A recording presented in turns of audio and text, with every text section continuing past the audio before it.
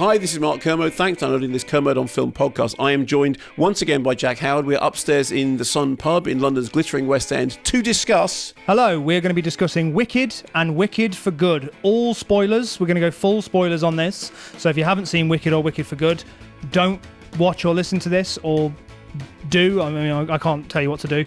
I am wearing appropriately coloured cardigan. And I'm wearing a slightly glittery jumper. Well, you're in dark colour. You're quite Elphaba. Yes. And this feels quite Glinda. You are very Glinda. Thank you so much. So I've seen the musical stage version of Wicked. Oh! And you haven't? No, I haven't, no. Okay, I've seen it multiple times. I saw it before the film came out multiple times. I didn't know that. Yeah. So I went into these films kind of aware of what I would like and what my expectations were. And I don't know if you know this, but the kind of surrounding opinion around the second act of Wicked is that it's not as good as the first act of Wicked. You were aware of that before you saw the film? Because I have a family member who's seen the stage show, and they said, they said, firstly, the second act of Wicked is a lot shorter. and that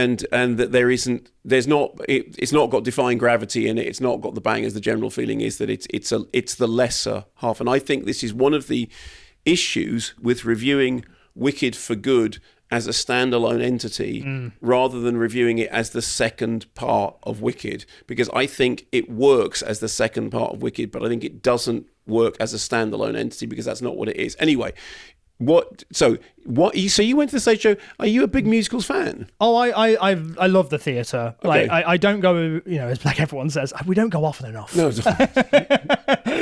But I really do enjoy going to the theatre and I didn't know. Yeah. I can't believe I didn't know this about you. Yeah, I love like everything in London. I've pretty much seen Les Mis multiple times, Book of Mormon and Wicked, and I love all that stuff. And I think I'm a big musicals fan actually. Okay. So I think when I was younger, my mum showed me Annie, and that changed your life. That changed my life in a way, yeah. And and obviously, like all the Disney movies are all musicals as well. No, I mean musical films and musical cinema, absolutely. I mean, I was brought up on a diet of musical cinema, but I have seen very little theatre. I mean, really? I could in any 1 year, I'll maybe go to the theatre once, maybe twice. Okay, and it will always be because.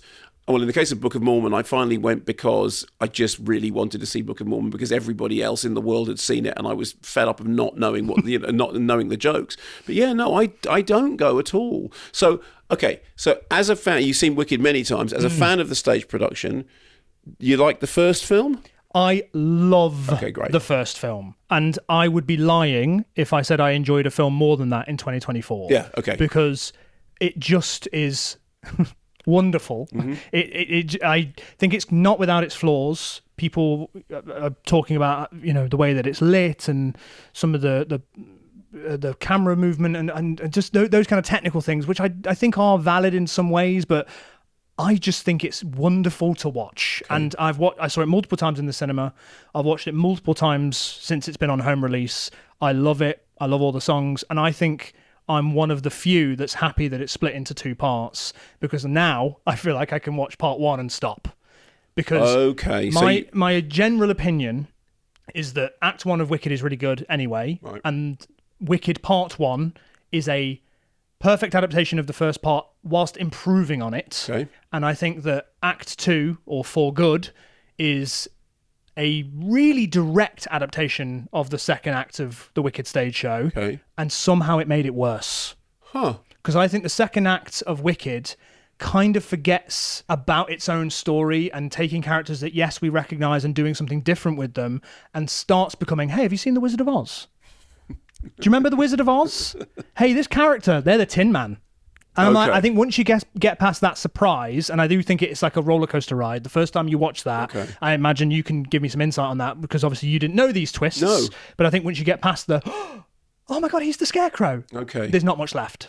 Okay, well, look, so I hadn't seen the musical, and I have to say I was dreading the first film because I knew it was long, and it was at 10 o'clock on a Tuesday morning, and I went in with a heavy heart, honestly, and I just loved it. I just thought it was fantastic. I thought it had so much substance. I mean, the songs are weapons-grade earworms, aren't they? They're fantastic. And I loved the fact that it was it's about acceptance, it's about outsiderdom, it's about queerness, it's about all those things. All that stuff is going on, but it's woven into the fabric of the movie. So I loved it.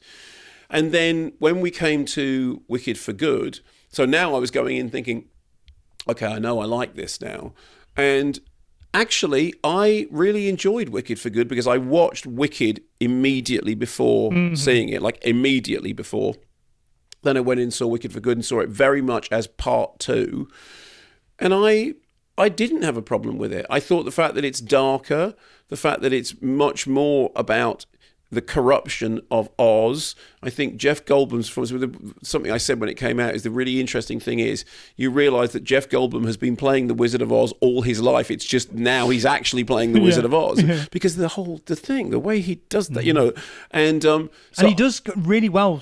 He slips into darker deliveries really well. No, it's properly. We're kind of used to the parody of Jeff Goldblum that you forget sometimes. No, he's a really good actor. Yeah. Well, funnily enough, just the other night I watched for the umpteenth time that film, The Dream of the Mad Monkey, which is the film that no one's seen, the Fernando Trueba film, in which I think is actually Jeff Goldblum's, one of his best performances. I mean, it's up there with The Fly, but I think he is a brilliant actor, and I think people, because of the kind of parody version of Jeff Goldblum, you forget that. But I think in Wicked for Good, you are reminded that no, he is a properly good actor, and he can do sinister, and he can do bullying, and I didn't have. I mean, people have said things like, for example, there isn't a Defying Gravity.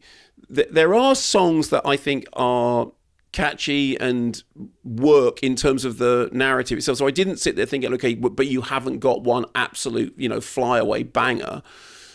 And I just liked being back in that world. I mean, all the stuff about, okay, here is the back of Dorothy, because it's always here's the back of Dorothy, which I believe that on the stage, in the stage production, is that right, that you only ever see her from? Yeah, see, I think it's even just a silhouette, honestly. I think that, the moment when they're in Munchkin Land and she's like, okay, it's just down there. Yeah. Like, you come into that scene where she's already left. Yeah, okay, fine. And you just see a silhouette of her during the melting scene. And the Scarecrow thing, of course, I didn't see it, despite the fact that you literally see him up on a cross, and it's like this. So I didn't see that coming. So I did have the kind of okay, fine. I was worried when the narrative in Wicked for Good gets to the point that we meet the Wizard of Oz narrative, that the house has landed and killed the witch.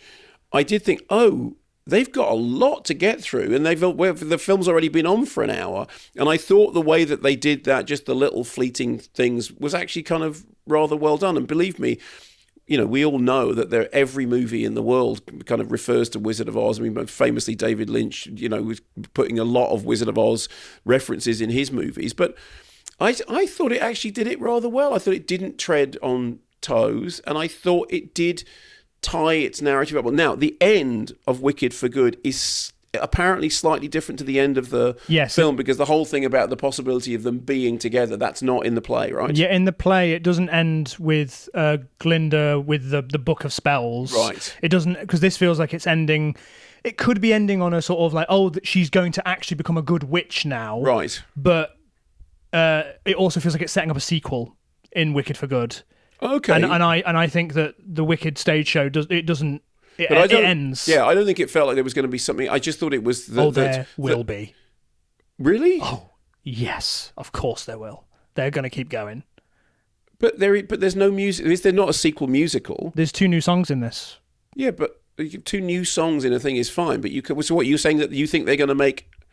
I think Stephen Schwartz is going to write an entire Wicked Part 3 musical that's going to have them reunite. I think Universal have released a statement saying that it is their responsibility to keep the Wicked world. Their responsibility. They're morally responsible to keep this fountain of cash flowing. That seems to me to be a very bad idea, because I'm done with it now. I mean, I'm done. I think it worked well. I think the art worked well. It is interesting that what you're saying about having seen the play and then been So how underwhelmed were you by the film? Very much so, yeah. Very much so. Okay, I mean, I think I knew I wasn't going to love it as much as part one, but I went in and immediately felt like, oh, something's off. Like, it felt very disjointed to me, and I think the brilliance of the first one is that I feel like, of course, the songs are doing this, but it flows from one thing to the other, and I feel like it's constantly on a track where we're moving towards a destination. And I think with Wicked for Good, I'm not sure what track we're on for the longest time. But surely that's partly due to the narrative of the stage show, which is in the second half. Exactly, yes. You've got several different strands. Mm-hmm. You've got several different beats that you have to hit. And I'm sitting there thinking, how are they going to tie this up? How are they going to make this work? Because the fact is, we know that it begins with the burn the witch is dead and all that stuff. How are they going to wrap it up? And I actually thought that they did it rather deftly. Yeah, no, fair enough. Like I just felt like it had lost something that the first one had. Okay. And I get what everyone's saying about how the second one's darker. It's about all the choices they've made in part one, and in part two, they're having to sort of deal with those choices. Yeah, exactly. But I don't believe that. I think sometimes it's borderline incoherent that at the beginning of For Good, we know who Elphaba is, we know what her morals are and how she feels about Oz, how she feels about the wizard, and then there's a song where she goes back to the wizard and is again being kind of like, she's dancing with him and like kind of being enticed by the things he's offering. And I'm like, no, we did this. Like, no, she doesn't. She's not. But is that in the stage show? Yes, but like, okay. But they've adapted certain things. So, for example, in the Wonderful song that she does, that I'm just referring to, Glinda's not in that song. Okay, but they've put her in that song. I think my overall criticism of it can be linked to, I thought that they could take a look at the problems with part two and maybe do an adaptation and kind of streamline or improve, but really what they've done is really directly adapted it, and I think that's the problem. I think that they haven't thought about how this would flow as a film, which is really interesting, because I'm sure you know this, they shot Wicked and Wicked for Good not back to back, simultaneously. Like Monday, Wicked for Good, Tuesday. Like it was that. I don't know how they feel so different. Sets, wasn't it? It was to do with everything's built, so we work around what we. Yeah, absolutely. Yeah. I mean, So I have definitely experienced that. People who love the stage show are much more down on Wicked Part 2. I know people who've really disliked it. I know people who go, it's a bit mid. Which apparently is the new most damning thing you can say. I would agree. Mid, it's a bit like. Which I want to hear you slip that in on an actual review at some point. I've never even heard that phrase before. And actually, when it was said to me, it's not even that new, Mark. Oh, there you go. It was said to me by one of my, well, I say children, but the child is now grown up, and said, "Yeah, I hear it's a bit mid." And I went, "What, you mean there's a problem with the top?" And he went, "No, it's Dad, a bit middy." No, that's what I thought. I thought, because it's like, if you're acoustically, if you say something's a bit mid, it means you're in a room that pushes the mids, and you kind of lose the top and bottom. And I was like, no, it's a bit middling. No, in its core, it's a bit mid. A bit meh. Yes. So nobody says meh anymore. Yeah. Okay. I think mid is definitely taken a hold. But the other thing that I really liked about it, and we haven't talked about this at all, is I think the performances are really good. That is true. I mean, I think they just, they are really proper. I mean, Cynthia Erivo walks on water, doesn't she? Unbelievable. Yeah, I think her and Ariana Grande are fantastic. I think at this point in time, we're recording this in the middle of December. I would say that Ariana Grande is probably going to win Best Supporting Actress at the Oscars for this. And it's probably... she's supporting and... Because Cynthia Erivo is lead, yeah. Although, it's kind of equal screen time, isn't it? Yeah, that's the thing about this one as well, is that it's interesting that what they've done, something they've added to this, is Glinda's childhood backstory. Yes. So it feels like it's fully mirroring the way that Wicked Part 1 began. And so it is actually more Glinda's story, this one, and yet she will be campaigning for a supporting... And I was just walking to the pub here, and I was walking down the row of theatres on Shaftesbury Avenue, and there's a poster for Cynthia Erivo in Dracula. Mm-hmm. And it's just literally just a picture of her face and the word Dracula. I go, oh yeah, no, sold. Yeah, that's it. Sold. Yeah, I'll definitely have that. Thank you very much. But I think that because there's been a lot of talk about structurally it doesn't work and all that. it is worth remembering the things that do work, even though I think actually structurally it does work. But I think they're easy to take for granted. Yeah. You just go, I'm sorry, that is an astonishingly good performance. But you're playing a character who is literally head to foot green, which is something that will knock any... If you paint an actor a different colour, all their facial expressions change. It's Their like... eyes look different. Everything looks different. Everything about it. So all your acting skills, you have to act in a completely different way because, as the song says, it's not easy being green. It really isn't. And I think that during the course of the second movie, particularly, that whole thing about, because the story is about inner beauty and how you define beauty and all that kind of thing. And I think that you become so relaxed with the fact that she's bright green. You do, yeah. And that's her performance. It's absolutely true. And I think the same goes actually for, although it's not as difficult, obviously, because Ariana Grande is a perfectly acceptable colour. Yes.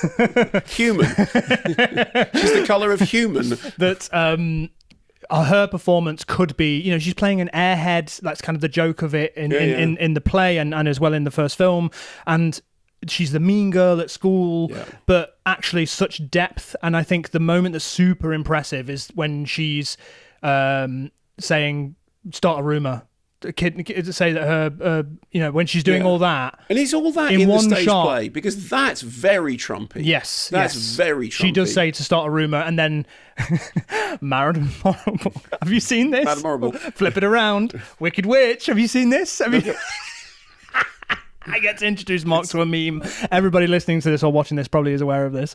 But so the meme is that. Hang on. So it's who plays? What's her name? Who plays Madam Marble? Oh my god! It was literally. It was in my head just a second ago. Michelle Yeoh. Sorry, that we get red light fever for anyone who's watching or listening to this. We often will forget the most basic information. What's your name? I don't Michelle remember. Yeoh, yeah. Michelle Yeoh is obsessed with saying on this press tour, Madam Morrible, MM. Yeah. Flip it around, Wicked Witch.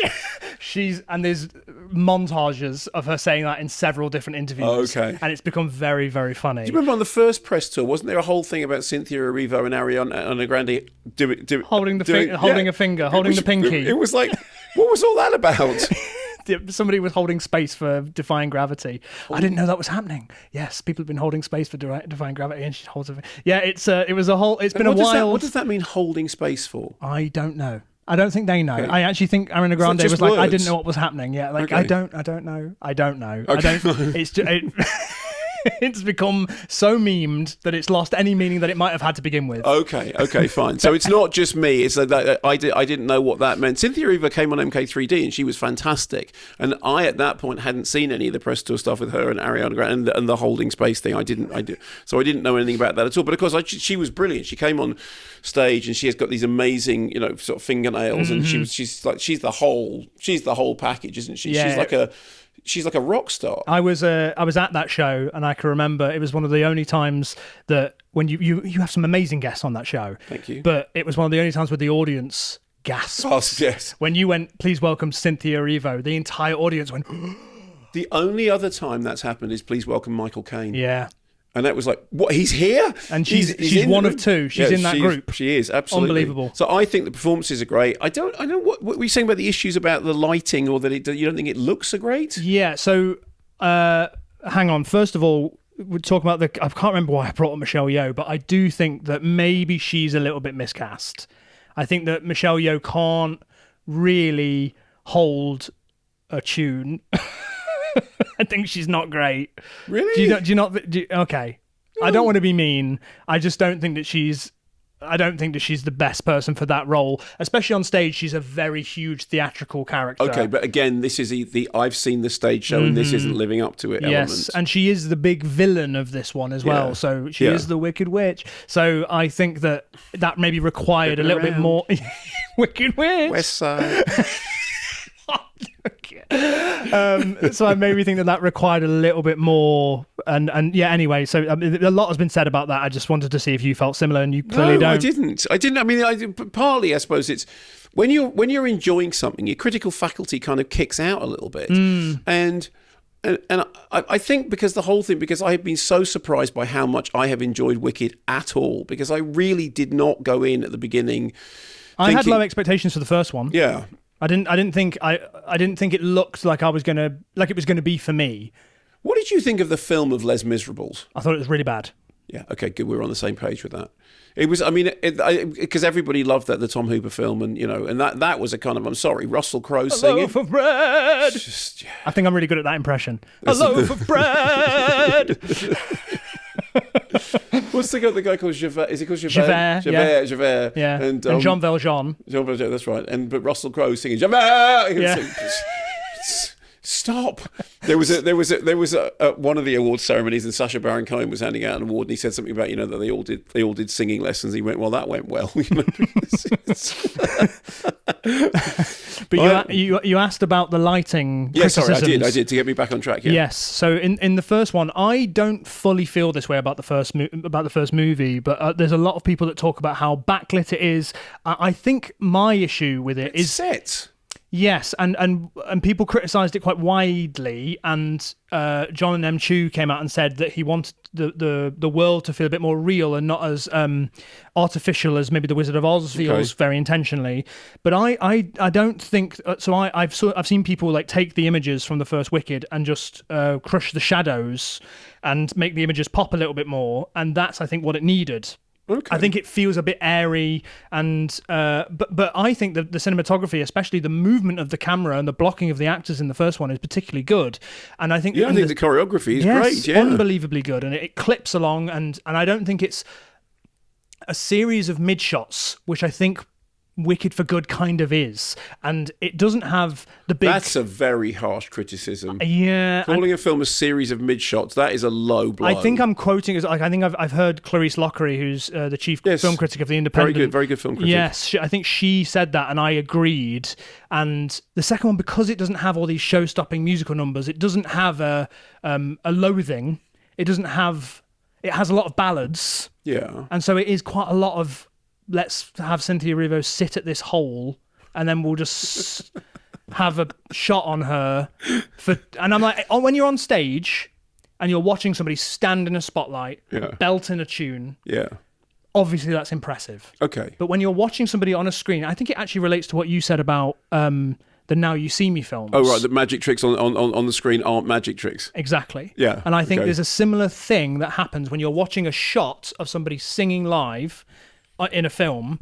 It doesn't have the same power that it has when you're seeing it live on stage. Well, it doesn't. No, it doesn't have the same power as seeing it on stage. But the fact is, I am aware of the fact that they are singing live. 100%. I mean, which is partly why I asked about the Les Miserables thing, because of course it's a similar technique in how they do it. Mm-hmm.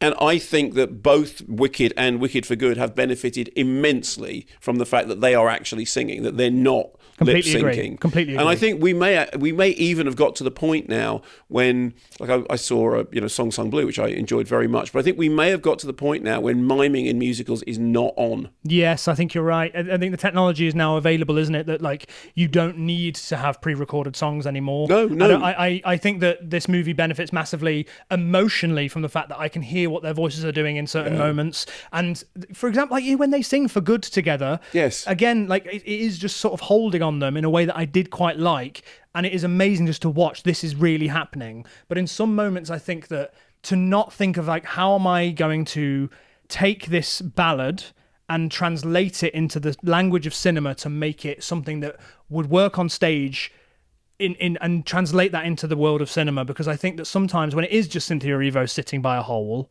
it does get a bit boring.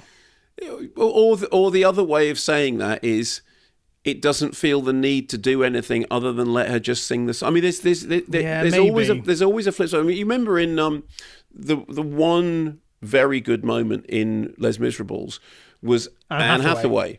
Which, as I remember, it's just a shot and it just slowly creeps in, doesn't it? I don't even know if there's that much movement. It's just like a close-up of her face. Yeah, exactly. It's a held shot and she does it all, and it's kind of in one take. And it's what won her the Oscar. It's what one of the Oscar, and the reason it's good is because it's not fussy. It's because it is literally, and after what you just said, you could say, well, that's just yes, but just the difference there, Anne Hathaway sitting there being sad. Yes, and you're right. It kind of goes back to what we were saying in a podcast from a couple of episodes ago about are reviews important, and you can say anything in that kind of tone and be like, well, it's just this, and make it sound bad.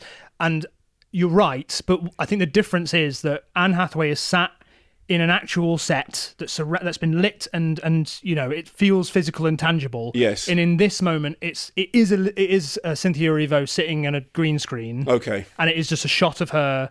Like, I feel like it's not maybe the best they could have done for a brand new song as well, which it has a lot of extra pressure on it because no one knows it. Yeah. And yeah, I found some of those musical moments, and to take it to the duet with Jonathan Bailey, which is the real sexy moment. Even that, you said that, the real sexy, a little shimmy, little sexy moment. I just even felt like that was like lacking a little bit of. Okay.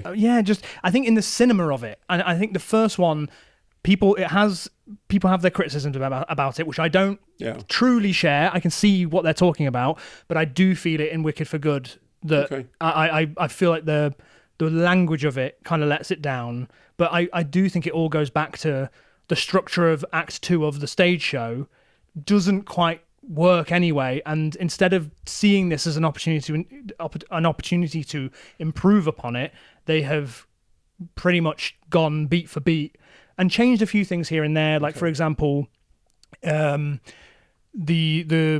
Wicked Witch of the East, she, in the musical, she casts a spell and she just gets up and walks. Okay. And in this, obviously, they've gone, that's not particularly on, to sort of make that, so having her fly instead. But even that scene, right, I don't believe that when she opens that book and starts reading the spell, that Elphaba is just over her shoulder going, no, stop. I'm like, well, I don't believe it. Like in a stage musical, I can kind of buy that.